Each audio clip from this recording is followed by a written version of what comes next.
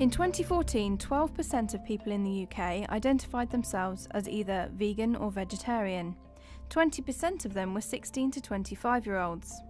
From this, it is clear to see that these lifestyles are very popular, with no signs of slowing down anytime soon. But why is this? How are restaurants and shops catering to this audience, and what exactly defines a vegan and vegetarian lifestyle? I've always been a meat eater, but I'm going to be conducting an experiment. I'll be spending 2 weeks on a vegan-only diet to see just how difficult or easy the transition is. I'm Rachael Lowes, and this is Becoming Vegan.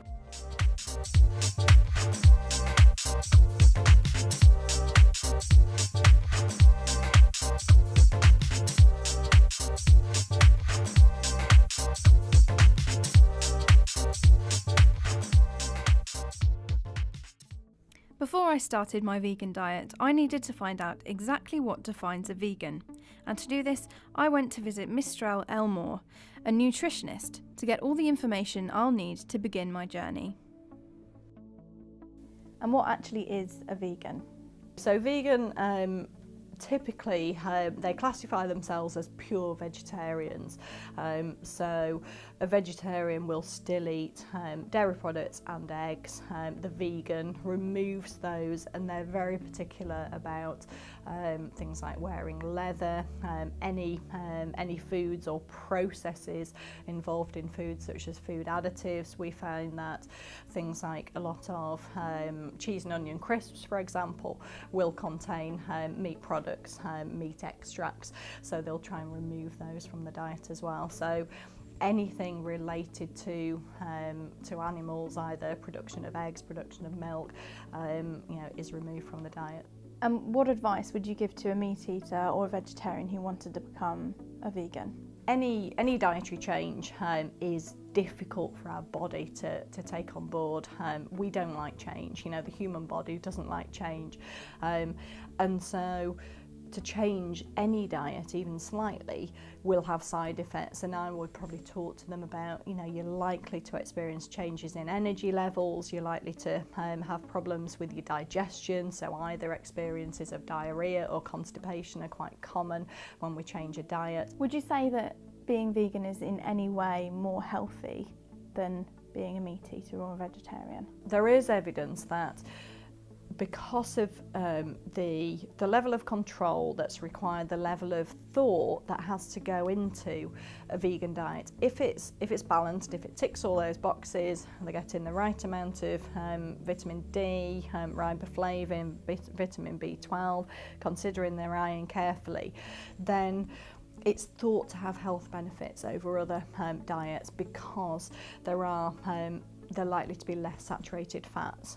We know there's a direct link between saturated fat intake and high cholesterol, ultimately links to heart disease. So in terms of heart and cardiovascular health, there are benefits if it's controlled.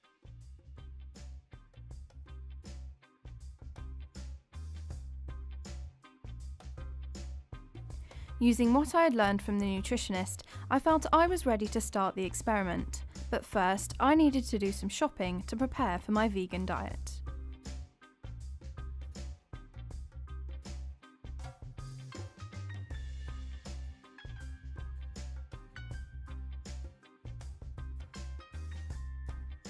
Just looking at the salad dressings, a lot of the oil-based dressings seem to have no milk, eggs or anything in it, so it seems to be suitable for vegans, whereas it's the creamier sauces like a Caesar dressing that seem to have the eggy, milky products in. So looking at microwavable products like this, we've got a cheaper version here which has got milk protein in it, so obviously isn't suitable for a vegan. On the other hand, this vegetarian 3-bean and chipotle pepper is a more expensive product which seems to be gluten-free, vegan-friendly. So it seems like at the minute vegan-friendly foods are a bit more expensive. So far I'm actually finding it really hard to find products which are suitable for vegans. Even products like this tomato soup have got things like milk in it. So I'm thinking maybe it's a process of perhaps having to make your own things from scratch if you want to know that it's fully vegan. So we've got brands like this Naked Bar, which are marketed to be gluten, wheat and dairy free, so they are suitable for vegans. There are also other brands. It seems like shops like Tesco's have sections aimed at these dietary requirements. So we've come to the frozen section and instantly we found two products which are suitable for vegans. This first one's a free-from product which is gluten, wheat and dairy free, which means, as it says here, that it's suitable for vegetarians and vegans. And the second one has a nice big stamp saying that it's vegan on it, and it's a nice bean burger. After visiting Tesco, I found that it was actually quite difficult to distinguish between products that were vegan and products that were vegetarian or suitable for another diet. Some of the Tesco brand products had a big white V on them, which indicates that they are vegan friendly. However, some of the products had a smaller white V and are only suitable for vegetarians. Meanwhile, other big brands didn't state whether or not they were suitable for vegans. With this confusing packaging and lack of vegan-friendly foods, there must be another way of finding vegan foods rather than visiting the supermarket. When I got home from the supermarket, I decided to get straight to cooking my first vegan meal. I had some vegan pasta sauce and added some peppers, then prepared my vegan pasta. Not having meat in a meal like this is completely new to me, and it will take some getting used to. But for now, this quickly made meal will do, and I'm looking forward to trying it out.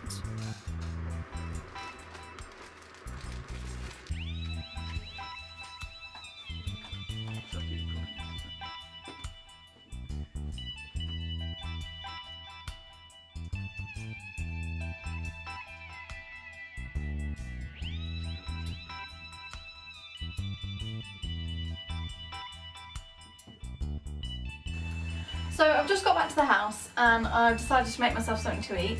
I've just made a simple pasta sauce with tomatoes and vegetables with a little bit of seasoning in it. The thing I'm most interested to try is the vegan pasta, because I'm not sure if it's going to be the same as normal pasta. I've heard that free-from pastas are kind of a bit more chewy, let's say. So we'll just see how that goes later on.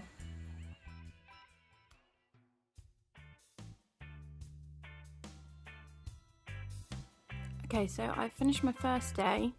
The meal I had today was actually alright. The pasta tasted pretty much the same as normal pasta. The only thing I would say is that the meal wasn't quite as filling as a meat-filled meal. As far as shopping vegan goes, I think supermarkets don't make it that easy. Sometimes a product will say suitable for vegetarians when actually it is suitable for vegans as well, or it will say it's suitable for a vegan and actually it's a product that may contain milk. So it's not that easy. I think you've got to have your head on, and I think if you wanted to do online shopping it would be quite hard. So I think perhaps kind of fresh produce is the way to go for being a vegan, rather than trying to go around a supermarket and find products that are ready made for you, which perhaps is quite a hard challenge if you don't kind of like really believe in vegan ethics.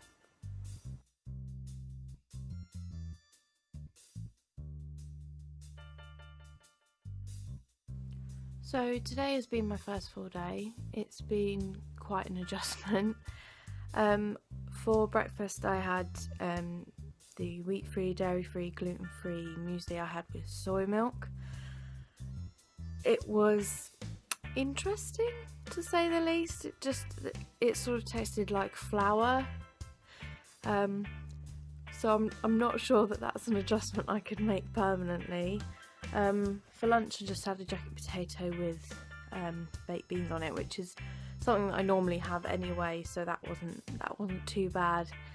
And dinner was just kind of like a quick stick some chips and vegan sausages in the oven, so actually on the whole it wasn't that bad. I think breakfast was the main thing that sort of threw me off to start with.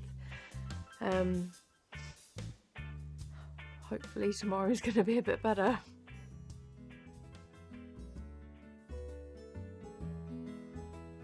Having started my vegan journey, I decided to seek out what places besides supermarkets stocked food for people living this lifestyle. I came across a local independent shop run by Linda Wardale, who, as well as running the shop, is also a vegan herself. Why did you decide to set up a shop with such a niche audience? Well, initially it was a problem when you're doing shopping. Imagine a family of 4 and we're all vegans, and I had to go all over Lincoln trying to get the bits and pieces that we needed. And I used to say, why can't one shop stock it all? And then when the opportunity came for me to actually get somewhere that did it, I gave up my job, ploughed all my savings into it and took over this place. Do you have a constant flow of customers who are wanting to change their lifestyle? A lot of people are doing, and because there was Veganuary this year, and a lot of people have switched their diets, have literally gone vegan overnight as a result of that. And I think a lot of celebrities, they've gone vegan, so it's in the media, and there's the health benefits and animal welfare element to it, which a lot of people are becoming aware of now. And how do you feel you compare to bigger specialists such as Holland & Barrett who cater towards people on these diets? Well, they do sell similar things to we do, but they tend to major on supplements and that kind of thing, whereas we're more on the whole food and health food. And because I make cakes on site as well, so that's something that we do a little bit different to the other stores. Can you tell us a little bit about the background of the shop and why you became vegan yourself? Well, I became vegan because of health reasons and obviously animal welfare. And the idea was born because there wasn't a proper place where we could get everything that we needed. And then this place, it's been a health food shop. It's always been, 30 years it's been a health food shop. And I used to shop here, and when the chap retired, I thought, let's give it a go. What do you feel the general public's reaction is towards a shop such as your own? They love it. I mean, we've got something for everybody. You don't have to be vegan to come into the shop. We've got locally made produce that's suitable for vegans as well. I mean, it's not just what you eat, it's what you wear, the soaps, shampoos, that sort of thing. So, yeah, we've got something for everybody. Do you believe that lifestyles such as the vegan diet are on the rise? Definitely, definitely. And of course, a lot of people have got allergies as well, so that's where, egg-free, dairy-free diets, people are looking for vegan diets and things. Do you believe that chain restaurants are catering enough towards people on a vegan diet? I think they're moving towards it more. I have worked with some of the hotels in the area, and they do a vegan option. Obviously, you have to tend to ring up and book in advance. But yeah, they are moving towards people with dietary needs. And finally, do you believe that there has been a rise in people picking up these lifestyles, or you just not feel that it's had the media attention that it needs? I think it's on the up. I mean, we've been here nearly 4 years, and the people that have changed their diets, my customers that have changed their diets has been quite immense. And more people are coming from far afield and saying, I've changed my diet, I've gone vegan, or vegetarian, meat eaters that have gone vegetarian, or even people that are reducing their meat intake. They're looking for alternatives. After talking with Linda, I decided to test whether these vegan cakes really are as good as the real thing. So I talked to people on the high street to see what they think. I'm not going to bite it because I'll just end up with... that's really nice. It's really good. What do you think? Really nice. Could you tell that was a vegan cake with no egg or butter in it? No, there's no egg or butter. No, it's made with soya. Probably a little bit drier at the top, I would say. Right. Well, that's maybe because it's not got the butter and... I could not. I definitely could not. No, not at all. It tastes like cake. It's that makes sense. Yeah. It doesn't taste like it's anything special. No, it tastes amazing. So having spoken to Linda, who owns this vegan shop here in Lincoln, and having taste tested members of the public on vegan foods, I think it's easy to say that vegan foods can be just as tasty as meat foods, foods that aren't vegan friendly, and that maybe going to a supermarket is not the option, and doing general fresh cooking with fresh ingredients from scratch is the option for somebody on a vegan diet.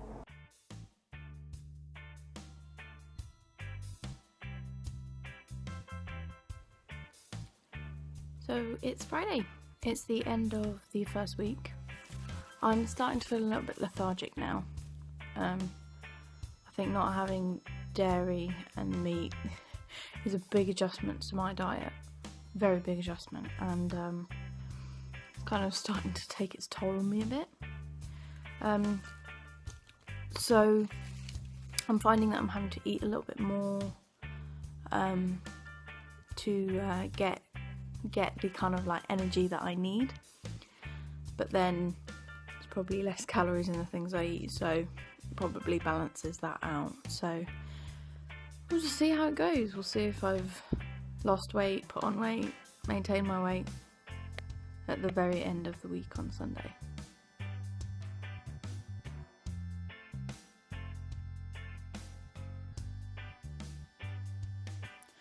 It's Saturday and I've just got back from work. I think going to work and taking a packed lunch has been a bit of a challenge.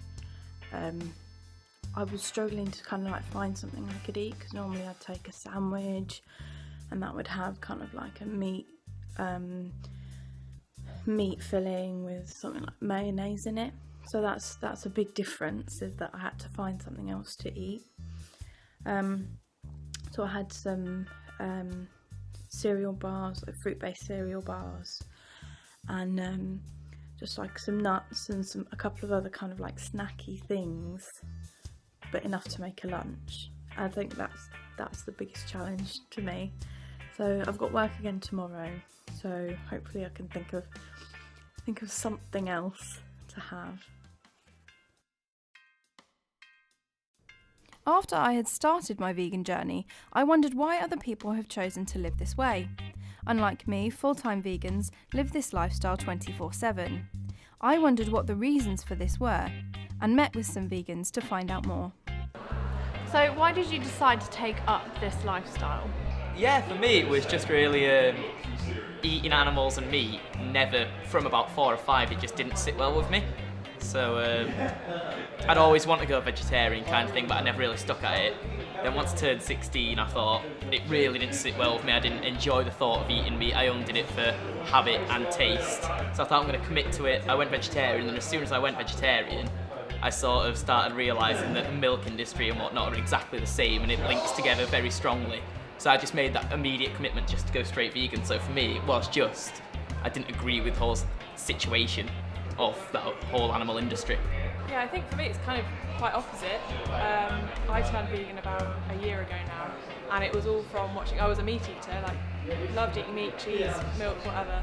And I watched a film called Vegucated that was about follow these 3 people that try and change their diet to help their health and for the environment and for the animal rights issues. And I was like, well, why not give it a go? So I did. I literally overnight I went from being a meat eater to not eating any animal products at all. Did you find the transition from meat eater to vegan quite a difficult thing? I personally didn't know, because I was so committed to it, and for years I'd sort of been building up to it. As soon as I did it, I just went straight for it. I had no sort of temptations at start, but the big help for me was my parents helped me out a lot. I've heard some people had no backing from the parents, so they had to go out and do their own shopping and discover everything, where I had my parents who would help me cook. They were as interested in me, so they were helping me stay healthy through that first stage to fully find out everything about it. So yeah, it was a really easy transition. So you said that your parents were quite supportive.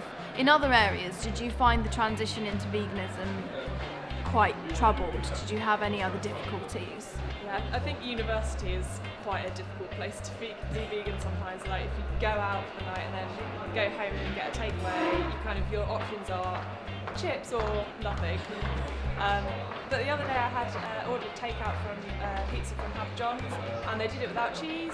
No problem, it was really nice. So I think you've just got to make a bit more of an effort to find the alternatives. So do you not think that vegetarianism is enough then? I personally don't at all. I understand why some people will go vegetarian and just be happy with that, because I thought that's how I would, but once I went vegetarian I started seeing how the dairy industry pretty much keeps the meat industry sustainable. So when a milk cow gives birth, that's where veal comes from. So the veal industry is straight from the milk industry, and then the same with keeping the chicken industry sustainable is by having the egg industry giving birth to either male hens or I've got the terminology wrong, but male chickens or female chickens. So those male ones will keep the chicken industry alive, and those female ones will just be caged up and kept in the egg industry.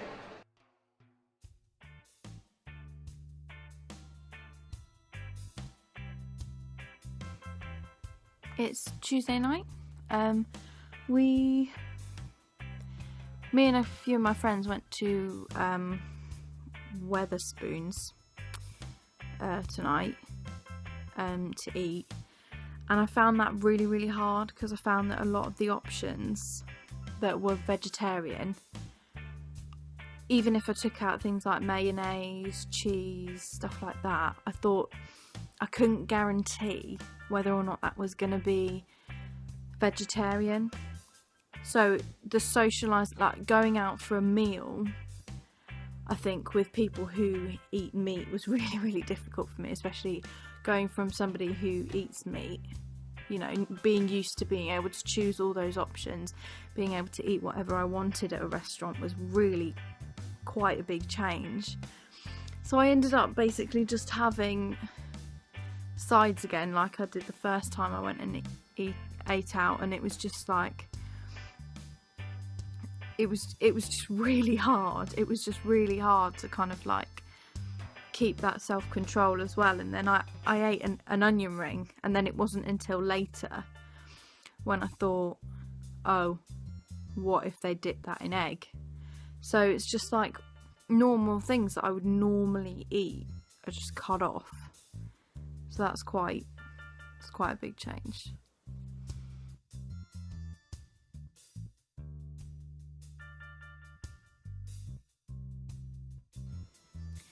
It's Wednesday. Today's been quite good actually.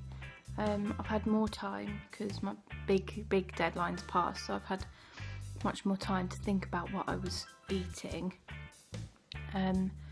So I've been able to kind of think about it, and a lot of the things I've eaten today have been pretty much exactly the same as what I would normally have,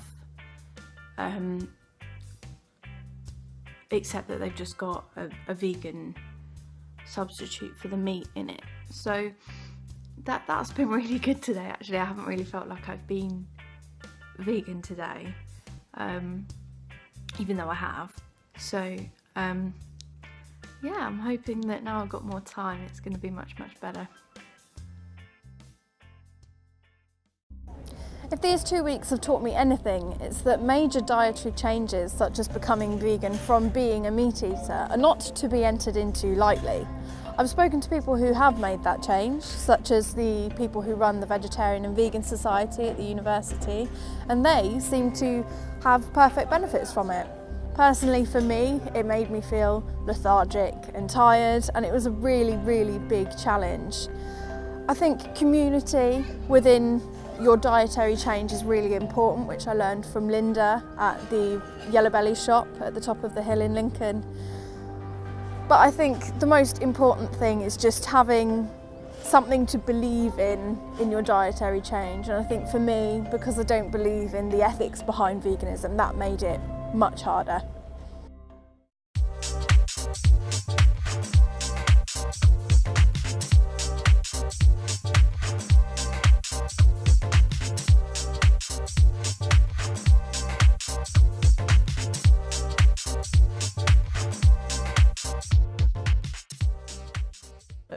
meat extracts, so they'll try and remove those from the diet as well. So anything related to animals, either production of eggs, production of milk, is removed from the diet. What advice would you give to a meat eater or a vegetarian who wanted to become a vegan? Any dietary change is difficult for our body to take on board. We don't like change, the human body doesn't like change. And so to change any diet even slightly will have side effects, and I would probably talk to them about, you're likely to experience changes in energy levels, you're likely to have problems with your digestion, so either experiences of diarrhea or constipation are quite common when we change a diet. Would you say that being vegan is in any way more healthy than being a meat eater or a vegetarian? There is evidence that because of the level of control that's required, the level of thought that has to go into a vegan diet, if it's balanced, if it ticks all those boxes, they're getting the right amount of vitamin D, riboflavin, vitamin B12, considering their iron carefully, then it's thought to have health benefits over other diets, because they're likely to be less saturated fats. We know there's a direct link between saturated fat intake and high cholesterol, ultimately links to heart disease. So in terms of heart and cardiovascular health, there are benefits if it's controlled.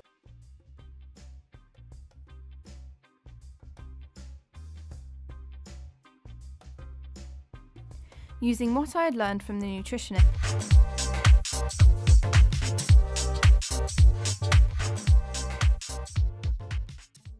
before I started my vegan diet, I needed to find out exactly what defines a vegan. And to do this, I went to visit Mistral Elmore, a nutritionist, to get all the information I'll need to begin my journey. And what actually is a vegan? So vegan, typically they classify themselves as pure vegetarians. So a vegetarian will still eat dairy products and eggs. The vegan removes those, and they're very particular about things like wearing leather, any foods or processes involved in foods, such as food additives. We find that things like a lot of cheese and onion crisps, for example, will contain meat products. I felt I was ready to start the experiment, but first I needed to do some shopping to prepare for my vegan diet.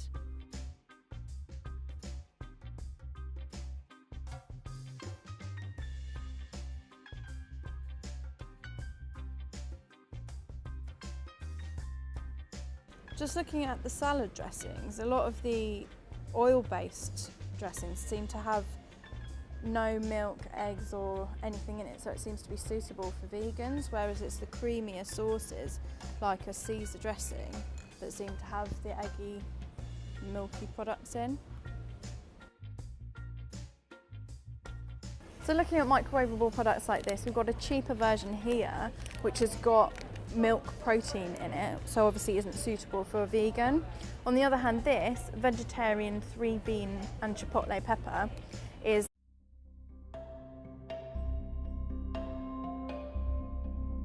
In 2014, 12% of people in the UK identified themselves as either vegan or vegetarian.